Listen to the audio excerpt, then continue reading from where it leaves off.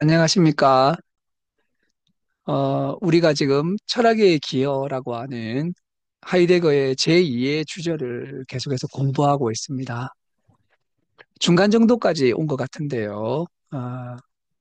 전체적인 하이데거 철학의 기여의 큰 이런 이제 그 틀에서 오늘 이야기되는 부분이 어디에 있는지 한번 점검하고 이야기를 이어가도 좋겠다고 생각이 됩니다. 철학의 기여는 전체 8부분으로 되어 있죠. 첫 번째 부분이 앞서봄이라고 해서 서론하고 비슷하게 전체를 내다보고 앞서보는 것이 이제 앞서봄이고요. 예, 두 번째 울려옴, 세 번째 건네줌, 네 번째가 도약입니다. 다섯 번째 근거지음, 여섯 번째가 도래할 자들, 일곱 번째가 마지막 신, 여덟 번째가 존재. 예, 다시 존재로 오는 거죠. 이 중에 어, 올려옴에서 마지막 씬까지가 바로 이제 본론격에 해당되는 여섯 개의 이음들인 거죠. 이음들. 이 여섯 부분이 이제 여섯 개의 이음들이고요. 그리고 이제 그 여덟 번째 존재는 어, 이 전체를 다시 한번 사유하면서 새롭게 한번 또 전체를 소화하고 이야기하는 그런 단락이라고 할 수가 있겠습니다. 지금 우리가 하는 부분이 바로 이 도약입니다. 도약.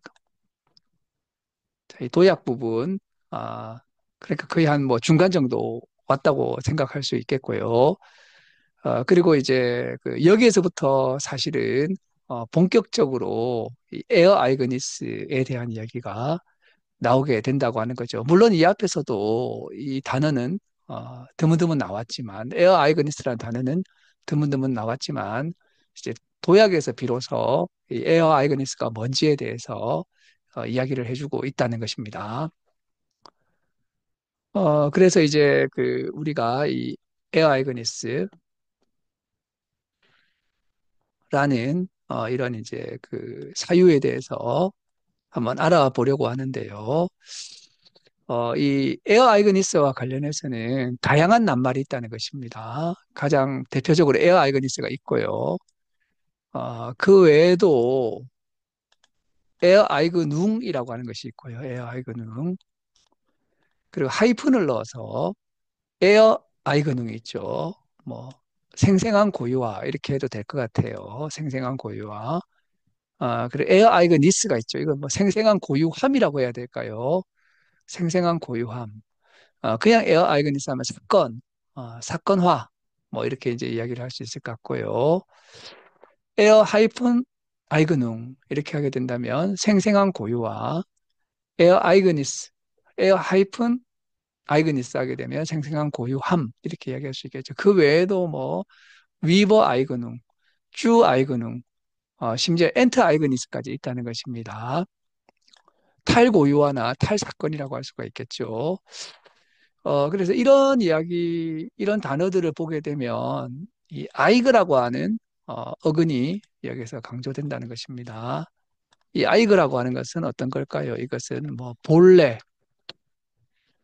고유, 자기, 자화, 뭐 이런 이제 그 어떤 의미를 가지고 있는 거죠. 그래서 아이겐틀리히, 운 아이겐틀리히 이런 것이고 영어로는 이제 오운이라고 하는 이런 이제 단어하고 상당히 이렇게 그 서로 연결될 수 있는 그런 이제 어근이 아닌가 싶습니다. 그래서 이런 다양한 말놀이가 펼쳐지게 되는데요. 이 말놀이의 의미에 대해서는 전집 71권 다스 에어 아이그니스라고 하는 또 전집 71권에 특별히 이제 이 말들에 대해서 낱말들에 대해서 탐구하는 부분이 나와서 이런 이제 연관관계를 알 수가 있다고 하는 것입니다. 우리는 지금 전집 65권을 하고 있으니까 일단 65권에서 이야기되는 부분들만 개관해서 살펴보려고 합니다. 이런 다양한 낱말들이 있는데 그래도 역시 뭐니 뭐니 해도 에어 아이그니스란 말이 이런 모든 낱말들을 총괄하는 개념이 아닌가 생각이 됩니다. 심지어 엔트 아이그니스라고 하는 것도 사실은 에어 아이그니스에 속한다는 거죠. 자, 그래서 하이데거가 다른 시원에서는 존재는 이 에어 아이그니스로 경험된다라고 하는 거죠. 이게 다른 시원에서의 굉장히 큰 차이점이라고 할 수가 있겠습니다. 자, 그러면 도대체 이 에어 아이그니스 간단하게 말해서 뭐냐? 여러 차원에서 사유가 되고 있지만 가장 간단하게 생각할 수 있는 것은 바로 이렇게 생각이 됩니다. 존재가 필요로 하고 이것은 이제 그 브라우엔이라고 하는 이제 단어를 쓰는데 존재가 인간을 필요로 한다는 것입니다.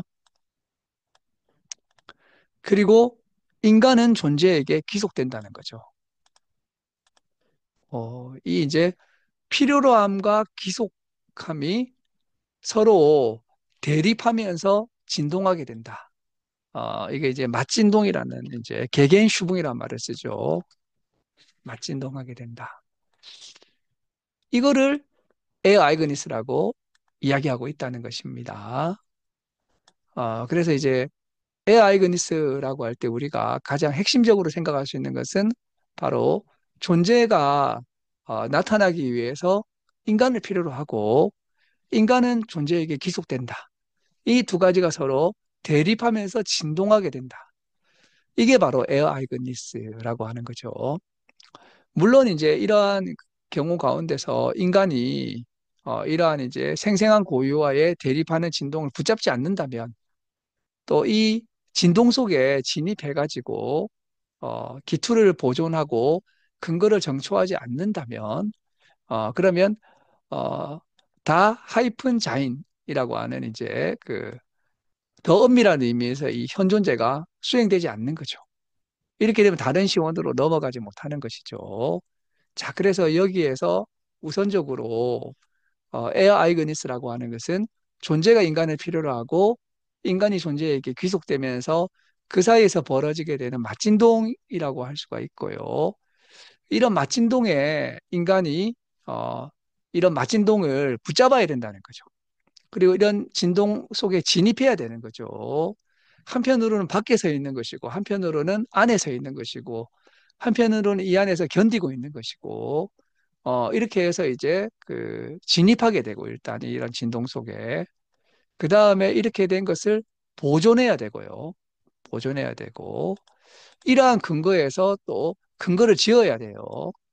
이러한 근거에서 근거를 짓고, 이런 과정을 거칠 때 현존재가 올바로 수행이 되고 이때 현존재라고 하는 것은 인간 뭐 현존재 이런 것보다는 존재 개방 장소로서 존재가 개방되는 다로서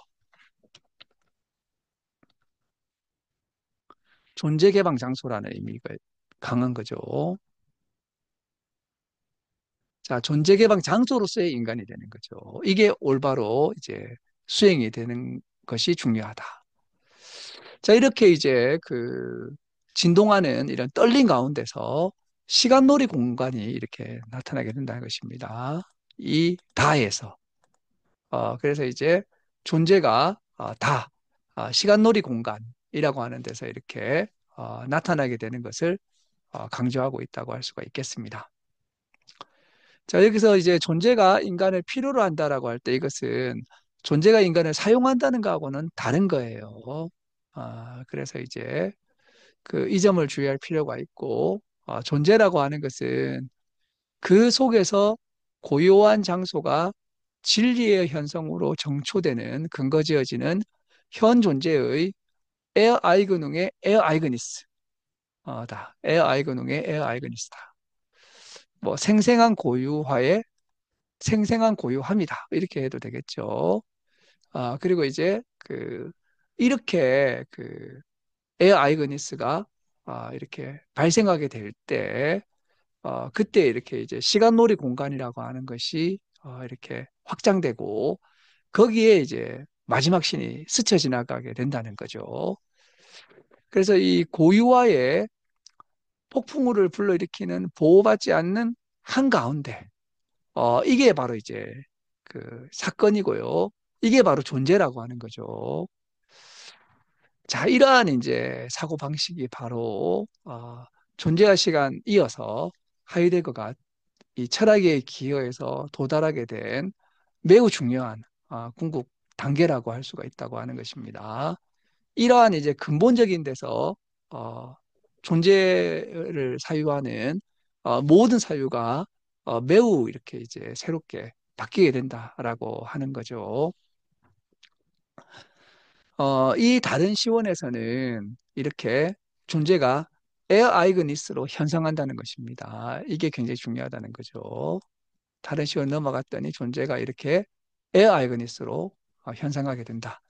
그 어떤 면에서 이 존재와 사건은 다르지 않다는 것입니다. 그래서 어, 자인 알스 에어 아이그니스 사건으로서의 존재라는 거죠. 그래서 제1시원에서 존재는 어, 겁으로서 나타났다는 것입니다. 제1시원에 처음에는 이제 경의로 시작했던 제1시원이 맨 마지막에는 경악으로 끝이 나는 거죠. 2500년에 걸친 이러한 제1시원의 역사, 그 끝에서 이제 존재는 결국에는 겁으로서 나타났다는 거죠. 이렇게 되니까 이제 존재라고 하는 것은 가장 비일상적인 것이고, 가장 낯선 것이고, 이런 것들이 이제 바로 존재였고요. 이런 이제 비일상적이고 가장 낯선 것 중에 가장 낯선 것이 뭡니까? 바로 죽음이죠, 죽음. 어, 그래서 여기에서 이제 자인춤 토대라고 하는 것이 또 새롭게 사유되는 거죠. 그래서 인간은 죽음이 최고의 보증이 되는 존재 속에 내존적으로 머물러 있다라고 이야기를 하게 되는데요. 존재와 시간에서도 죽음이 굉장히 중요했었는데, 이 철학의 기여에서도 죽음은 굉장히 중요합니다. 그래서 이제 죽음을 그야말로 변화의 중심으로 보는 그런 해석도 가능하다고 하는 거죠. 그래서 여기에서 이렇게 이제 그 가장 비일상적이고 낯선 것이 바로 죽음이고 존재와 죽음이라고 하는 것은 상당히 이렇게 가까운 거죠. 그러니까 죽음이야말로 존재가 무엇인가를 가장 잘 나타내 보여주는 그런 것이죠. 그래서 우리가 기존의 죽음에 대한 이해하고 굉장히 다른 거죠. 그전에는 죽음은 내가 무가 되는 거. 그래서 존재와 가장 멀어지는 거라고 생각할 수 있겠지만 하이데거에는 그렇지 않다는 것입니다. 죽음이라고 하는 것이 이 존재와 가장 잘 이어질 수 있는 것이라고 이야기를 하고 있다는 것이죠. 그래서 이제 존재라고 하는 것은 존재의 부재로부터 도래하는 것이라고 보고 있고요. 아우스 블라이벤, 밖에 머무름 이런 거죠. 그래서 이제 이러한 존재가 부재하고 멈추고 이런 것들은 굉장히 중요한 의미를 가지고 있다라고 할 수가 있고요. 제1시원에서 존재는 이제 겁으로서 나타나면서 겁으로서 증여가 된다는 것입니다. 그래서 굉장히 이렇게 이제 매우 역설적인 언어가 되는데요. 거부하는 게 또 주는 것이 되는 거죠. 그래서 빈칸을 준다고 해야 될까요? 그런 것으로서 거부가 존재의 최고의 최초의 증여가 된다라고 하면서 존재의 시원적인 현상이 이제 이런 방식으로 이루어지게 된다는 사실을 알 수 있다고 하는 것입니다. 자, 그리고 이제 다른 시원으로 건너가게 되면 존재는 에어 아이거니스로서 이렇게 이제 현성하게 되는데요. 이 존재의 본질이 궁극적으로는 어디에로 모아지게 되냐면 어, 시간놀이 공간으로 이렇게 이제 이것을 이렇게 근거 짓는 것으로 모아지게 되고 결국에는 신들의 신성에 대한 결단의 영역으로 이렇게 이제 주어지게 된다는 것이 굉장히 중요하다고 할 수가 있겠습니다. 자, 그래서 이렇게 좀 전체 줄거리와 개념을 이해할 수 있을 거라고 생각이 되는데요. 우선적으로는 제1시원과 관련된 이야기들이 어떤 것들이 있었습니까? 울려움과 건네줌이었던 거죠. 울려움에서는 존재가 떠나가고 과학기술 시대에 존재가 겁으로 경험된다는 것이었고 건네줌은 이러한 이제 그 현대 문명의 뿌리로 들어가 가지고 제1시원까지 가게 된 거죠. 제1시험까지 가게 되어서 거기에서 사실 에어 아이거니스가 뭔지에 대해서는 잘 논의가 되지 않았다는 것입니다.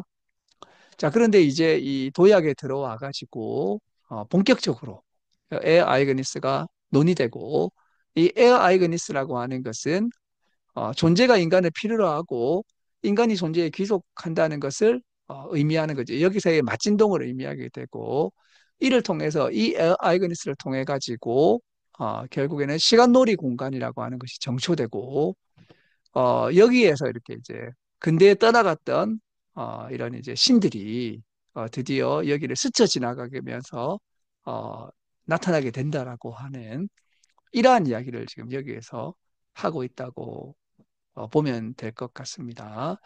그 계속해서 시간 놀이 공간이란 말이 나오게 되는데요. 시간 공간, 시간 놀이 공간 이렇게 이야기가 되는데 시간 공간이나 시간 놀이 공간은 사실은 하이데거 사유에 굉장히 중요한 어떤 이제 궤적하고 연결되는 거죠. 하이데거가 존재와 시간에서는 시간성을 밝혀냈었죠. 시간성 도출을 했었습니다.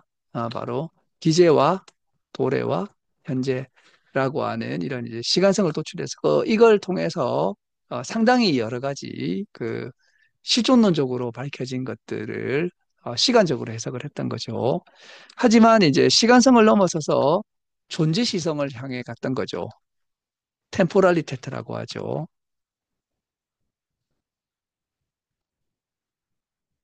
자, 그런데 이 존재 시성이 도대체 뭐였느냐? 이제 이 철학의 기에 오게 되면 이 존재 시성은 시간 공간이 된다는 것입니다. 시공간이라고 할 수 있겠지만, 이것은 아인슈타인이 이야기했던 시공간하고는 다른 거죠. 하이데거가 생각하는 시공간이 있다는 것입니다. 시간 공간. 이걸 다른 말로는 시간 놀이 공간이라고 하는데요. 한편으로는, 한편으로는 존재가 보다 이렇게 우리 인간적으로 나타나게 될 때 시간이라는 것을 통해서 나타나게 된다는 거죠. 그래서 하이데거는 계속해서 시간은 존재의 포남이다. 시간이라고 하는 것은 존재의 다른 이름이고 존재가 우리에게 보다 가깝게 나타난 것이 바로 이제 시간이 되는 거죠. 그래서 존재와 시간인 것이죠. 근데 사실 이 시간이 결국에는 이런 이제 주체라고 할까요? 마음이라고 할까요? 이런 것들 이제 우리 그 흔히 이야기하는 이런 이제 자아라고 할까요? 이런 것들을 시간이 만들어낸다라고 하는 거죠.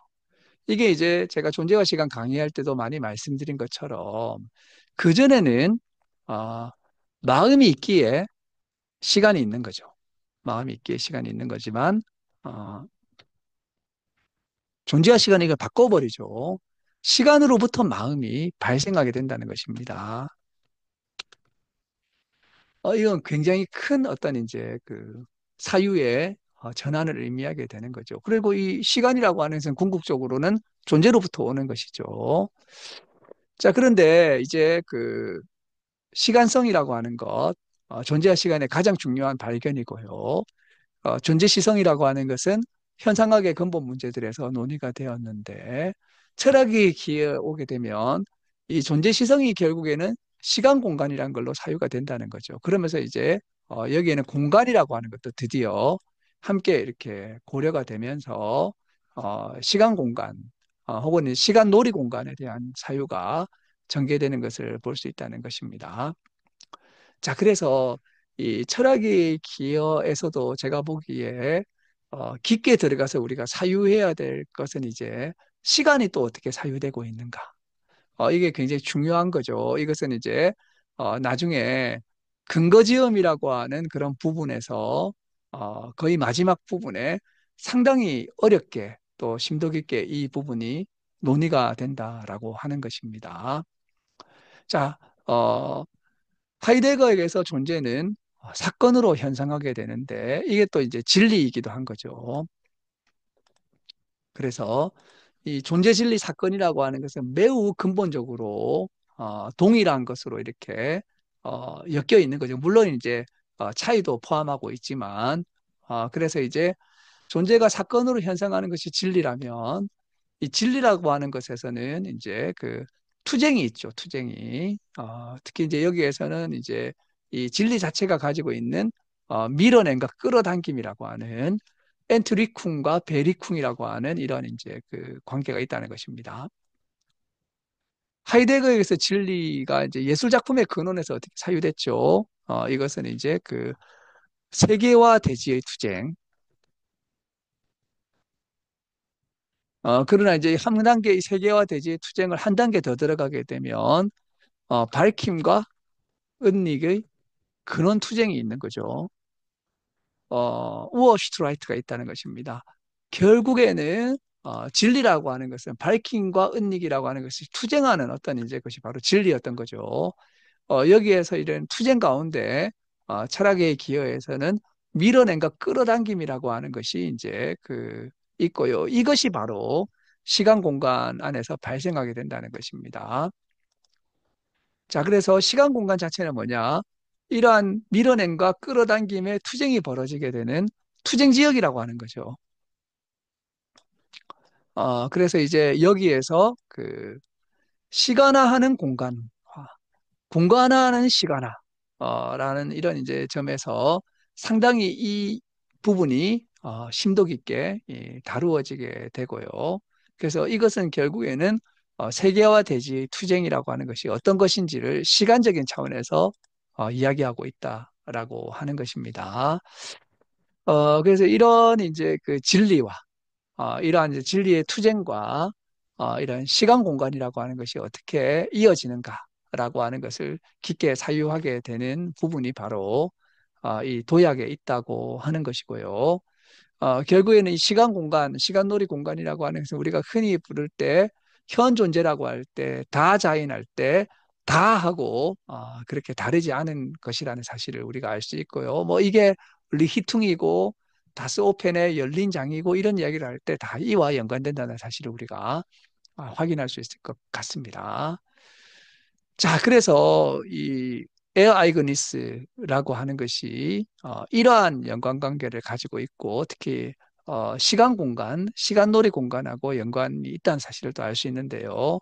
그뿐만 아니라 이것은 무아의 관련도 새롭게 생각할 수 있고 균열이라고 하는 것도 이야기를 하게 된다는 것입니다.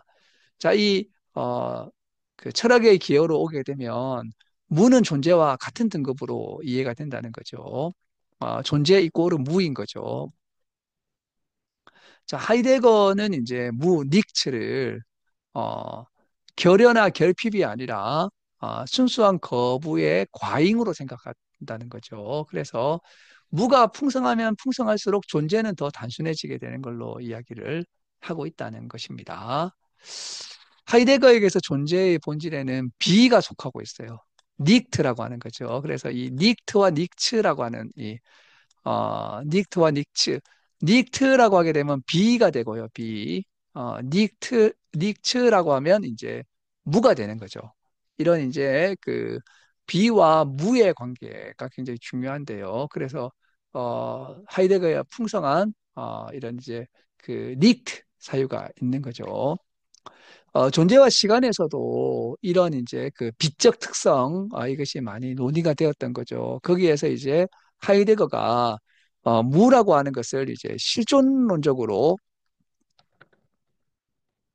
접근이 이루어진 것을 볼 수 있습니다.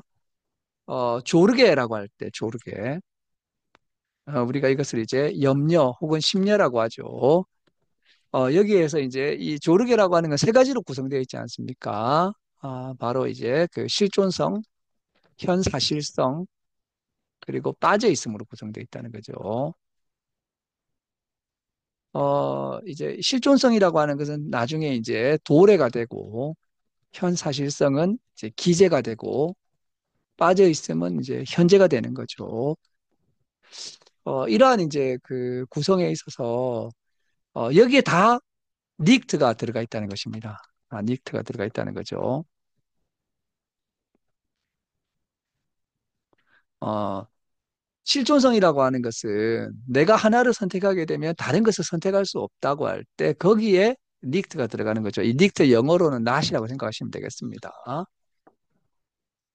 그리고 이제 현사실성은 내가 세상에 던져졌는데 이유가 없는 거죠. 이것이 이제 거기에도 이제 닉트, not이 들어가게 되는 것이고 빠져 있으면 비본래적으로 있는 거죠. 이 비라고 하는 것이 또 닉트가 된다는 것입니다. 그래서 이런 이제 삼중에 이런 이제 닉트를 통해서 뭘 생각, 닉티계라고 하죠. 그러면서 어, 닉츠가 사유되는 거죠. 이것이 이제 바로 나스팅이 되는 거죠. 자, 여기까지가 이제 존재와 시간에서 무를 사유하는 것인데, 이 철학의 기호에서는 이보다 더 심오하게, 더 그 깊게 들어가서 이러한 이제 그 무를 사유해야 되고요. 이렇게 사유된 무라고 하는 것은 존재와 다른 것이 아니라는 거죠. 그래서 현존재 차원에서 실존적이고 실존론적 차원에서 사유된 무보다 한 단계 더 깊게 들어가서 존재와 무의 관계를 사유하는 것이 바로 이렇게 이제 도약에서 나오게 되고요. 그러니까 심지어 이것은 해결과의 비교까지 이루어지게 된다는 것입니다. 그래서 존재의 본질에 비가 속하고 이렇게 생각할 때 이 존재에서의 비의 친밀함과 투쟁적인 것 이런 것이 이제 결국에는 해결의 네가티브 테트라고 하는 부정성하고 통하는 것이 아닐까. 하이데거는 또 아니라고 하는 거죠. 하이데거 자기가 말하는 뭐 닉트, 닉티에 이런 것들은 해겔이 말하는 이런 부정성하고 다르다라고 이야기하고 있습니다. 해겔이 상당히 본질적인 것을 경험했지만 절대적 알에서 지향하게 되면서 해겔의 네가티브 테트라고 하는 건 하이데거가 말하는 무하고는 다르다는 거죠. 그래서 해겔의 부정성은 결과적으로 소멸되며 지향의 운동을 계속하도록 진행되도록 유지될 뿐이라는 거죠. 이것은 이제 하이데거가 생각하는 현상하고는 다르다는 것입니다. 하이데거는 정립과 반정립이 존재하면서 양자가 공속되는 것이 중요한 것이 아니라고 본다는 거죠. 그래서 이 하이데거는 사건으로부터 현상하는 것이 중요하다고 보고요. 그래서 이제 하이데거 자신은 변증법에는 지향과 집약이 있었다면 하이데거 자신의 사유에서는 해방과 탈근거와 시간 공간에서의 진리 현상이 있다는 점에서 해결의 이런 이제 부정성하고 구별된다고 이야기를 하고 있습니다. 자, 또 이렇게 이제 하이데거는 이런 사건 사유에서 균열이라고 하는 것을 논의하게 되는데요. 체어 클리프퉁이라고 합니다. 이렇게 이제 그 균열이라고 하는 것은 상당히 좀 이렇게 큰 의미를 가지고 있다고 할 수 있겠습니다. 자, 그래서 이 존재를 거부로 경험하게 되면 균열이라고 하는 것은 존재 자체 안에 있는 이제 그 어떤 특징으로 얘기가 된다는 거죠.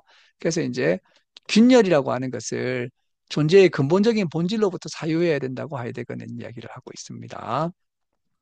자, 특별히 이 균열이라고 하는 것은 양상사고하고 대비된다는 거죠. 양상사고. 양상이라고 하는 건 우리가 대표적으로 알려진 건 뭡니까? 뭐 가능성, 필연성, 현실성 이런 것들이죠. 이 양상의 사고죠. 하이데거는 이 균열이라고 하는 걸로 범주와 양상이라고 하는 것과는 좀 다른 형태로 사유하려고 한다고 볼 수가 있겠습니다. 그래서 하이데거는 이 양상 개념을 사고하고 조립해 가지고는 결코 존재가 알려질 수 없다라고 하는 이제 이런 그 주장을 하게 되는 거죠. 그래서 양상에서 균열로, 이 범주에서 양상에서 균열로 이렇게 들어와야 된다는 거죠. 그래서 이렇게 이제 이런 그 양상이 포함되어 있는 칸트의 이제 12범주, 양과 질과 관계와 양상 이렇게 이제 그 있지 않습니까? 근데 이런 이제 그 칸트의 구분, 이렇게 이제 칸트의 12범주의 구분이라고 하는 것은 균열의 전주곡에 불과하다는 거죠. 균열의 전주곡에 불과하고 균열까지 가지 못한 것이 바로 양상인 거죠.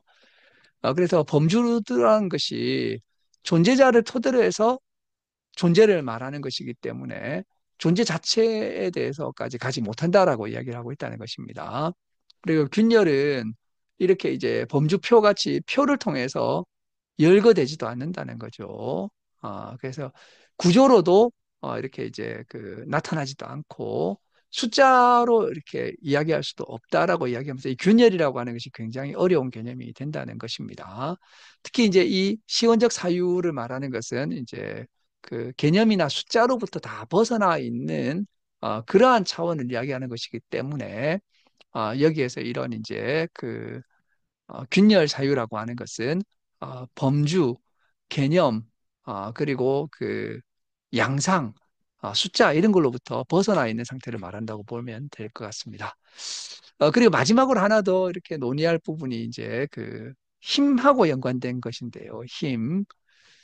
이 하이데거는 균열을 헤어 샤프트, 헤르 샤프트라고 하는 거하고 연관을 짓고 있는데 어떻게 보면 이거는 이제 지배력 이런 것을 이제 의미하게 되죠. 헤르샤프트. 근데 이걸 이제 그 우리 교재는 번역하기를 고귀한 인간의 성정, 이 헤르라고 하는 것을 고귀하다고 말하고요. 샤프트 이렇게 이제 이야기를 했었는데 이런 이제 이 고귀한 성정이라고 하는 것은 어, 힘이라든지 폭력하고 대비된다는 것입니다. 마크트라고 하는 이 힘이라고 하는 것은 폭력의 가능성에서 자신을 지키는, 자신의 소유를 지키는 능력이고요. 폭력이라고 하는 것은 존재자에게 행하는 침입을 말하는데, 하이데거가 말하는 균열에서 보이게 되는 이러한 고귀한 인간의 성정이라고 하는 것은 이러한 힘과 폭력과 대비된다는 거죠. 그래서 이런 점을 보게 되면 또 새로운 힘이 나오게 된다는 것입니다. 그래서 뭐 힘의 의지, 마크트, 보이상스, 파워 이런 것을 놓고 이렇게 현대 철학이 많이 사유하고 있는데 하이데거 자신의 이제 이러한 이제 힘 사유가 있다는 거죠. 이것은 이제 고귀한 인간의 성정이라고 하는 걸로 이해되고 있다고 볼 수가 있겠습니다. 이외에도 도약에서는 이제 사람들하고 그리고 이제 신들까지 이야기를 하게 됩니다. 우리 이러한 내용들은 우리가 다음 영상에서 함께 살펴보려고 합니다. 긴 시간 잘 들어주셔서 감사합니다. 감사합니다.